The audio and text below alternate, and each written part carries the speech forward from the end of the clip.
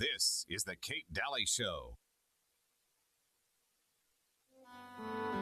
I looked at clouds from both sides now, from up and down, and still somehow it's clouds illusions I recall. Welcome back. You're listening to the Kate Daly Show, and of course, all over the country, getting to the news that actually matters. Really, I realize how much misinformation's out there every single day. And so I have invited attorney Ron Berutti on with us to discuss the case that's going on with Trump. And this is the Juan Merchant case, which he should have recused himself. Obviously, the daughter and the wife having big connections and issues and all kinds of things because the daughter stands to make a lot of money. And whatever happens to Trump, the daughter makes some money in her media position. And so, why did this judge not recuse himself? So, you have filed this emergency motion with the Supreme Court, Ron. And so, what happens from here? What's your projection? What do you think? Well, I never like to predict the outcome of a case because I'm really bad at tea leaves. I'm not an oracle and I'm not a sage. However, I do believe that Justice Sotomayor has a reputation of being a First Amendment absolutist. This is a significant First Amendment case, both on grounds of freedom of the press, the public's right to hear, and on President Trump's or criminal defendants' First Amendment rights when they're charged with a crime.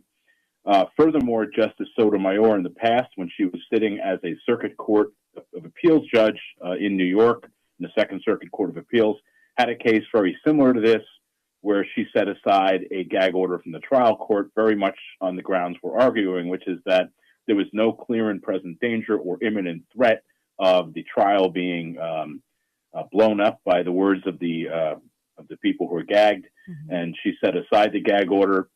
And we're arguing basically the same types of cases that she ruled on in that matter. So we're hopeful that she will agree with us. The case, I think, she would get a stay. If we would get a stay, President Trump would be free to speak and be interviewed, hopefully by good logic. And also, at that point, the case would go to the entire United States Supreme Court.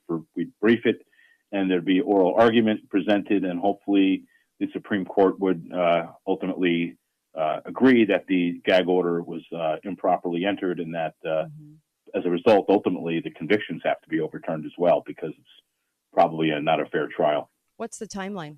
Like right now, what are some of these dates we're looking at? Before the election? Yeah, after? The idea is to get, we have this motion should be heard before the election because it's an emergent application. So I don't know what the court's timing is. I don't know if it's going to invite briefing from anybody else. May invite briefing from the New York Attorney General. I don't know. But we're hopeful that the court will simply look at the facts, look at the law, and say something's very wrong here. We're going to set it aside and we're going to send it to the whole court. What the timing is, I don't know. But we're very hopeful it will be sometime in the next coming week to 10 days. Okay. What are the other cases? Where do they stand? The other three? Any idea? I don't. I'm not working. I don't work for President Trump. I'm not his attorney.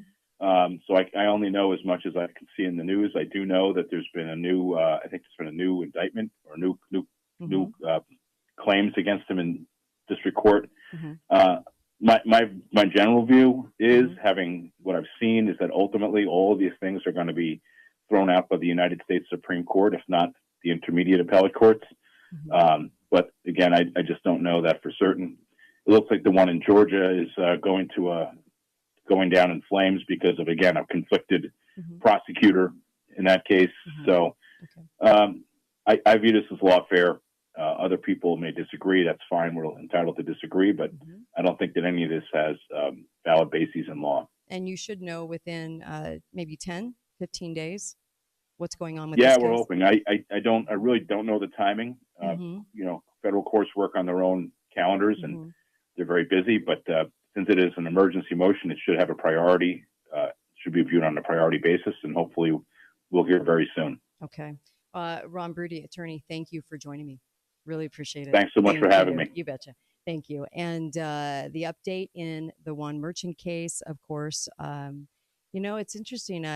All the four cases kind of came in at one time, and landed, and I find it kind of interesting. Don't you? I mean, all 4 cases in the press, and I remember saying about a year ago, none of this would go.